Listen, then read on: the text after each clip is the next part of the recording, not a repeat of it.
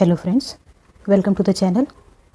In previous lecture we have seen what is Gauss-Jordan method including a numerical problem. Now we will have a look on what is modified Gauss-Jordan method. So let's see.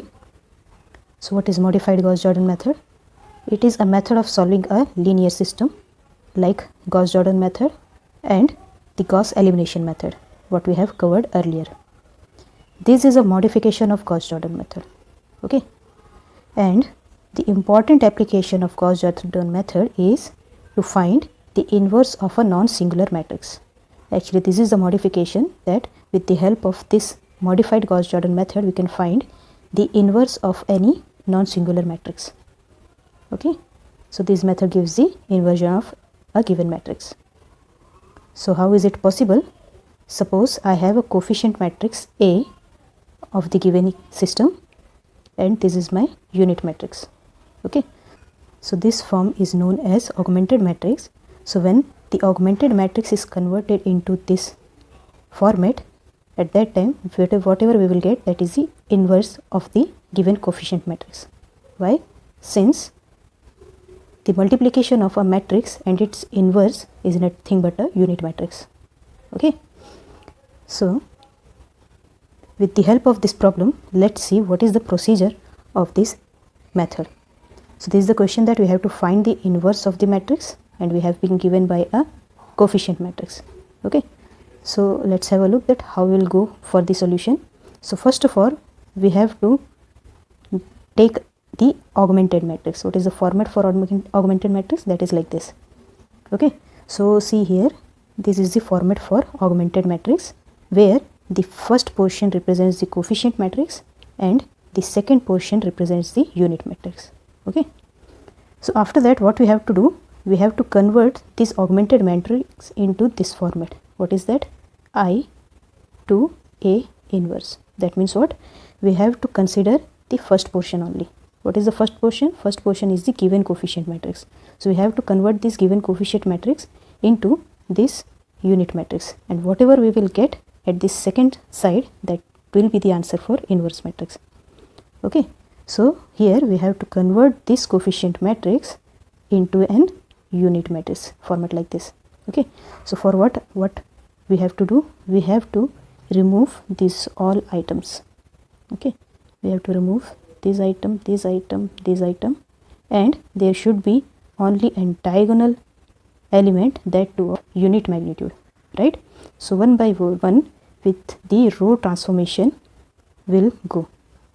Okay, please remember that in this method we have to go for the solution by row transformation only. Not only in this method, but also in Gauss elimination and in normal Gauss-Jordan method also we have to go for rows transformation only. Okay, so what we will do, the first element is in the required format, that is 1. So no need to do anything with that. Now we will remove this 2 element from here, because that should be 0 like this. Okay, so for that what we will do, we will take row number 2, okay, and we will minus with 4 times of r1. Okay, so this is my operating command. After that, for this element, what will I do? R3 minus r1, and will assign that value into the r3. So where this will be actually r3 minus 3r1. Okay, at that time only this term will be cancelled out using this element. So when we will do that, this first column 2 elements will get 0, and simultaneous changes will be done in this row. Okay, now this column is in the required format. Now what we will do, we will go for, now see, you can see there is the term which I want like this. Okay, so I am going to do this operation. I am going to multiply that row with -1. So when we will do, all the minus sign will be cancelled out, and if there is any plus sign, that will be converted into a minus sign. Okay, so now this format is in the required format. After that we will eliminate this element. Okay, so what we have to do, I will consider r3 and r2. Okay, so what is the operation command here? R3 minus 2 times r2. At that time this term will be 0, and simultaneous changes will be there in this row. Okay, so now you can see that these all elements are in the required format, right? So let's see what is the next solution. See here,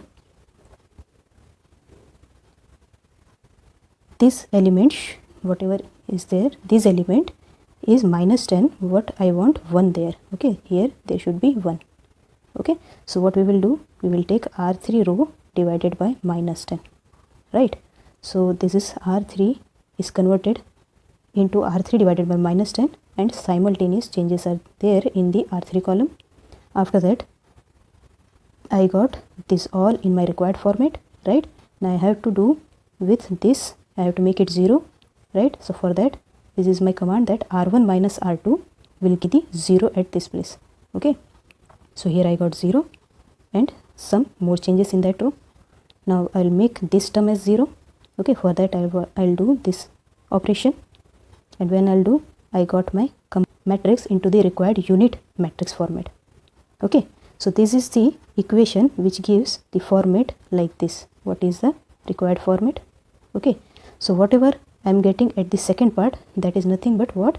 The inverse of the given coefficient matrix. So this is the answer for getting the inverse of the given matrix. Okay, this can be written like this. So this is the actual procedure to get the inverse of any matrix that is specified as non-singular matrix by using modified Gauss-Jordan method, right? What we have to do that, we have to take the first augmented matrix, and then we have to convert this coefficient matrix into this unit matrix. Okay, and whenever we will get that answer, whatever answer we will get at the secondary portion, that is what the required inverse of that matrix. Okay, so this is the simple solution. I have given a practice question here for your practice. This is the question, given coefficient matrix. Now use the Gauss-Jordan method for finding the inverse. That means you have to use the modified Gauss-Jordan method, and this is the answer for your check. Okay, do the practice with this question. Thanks for watching.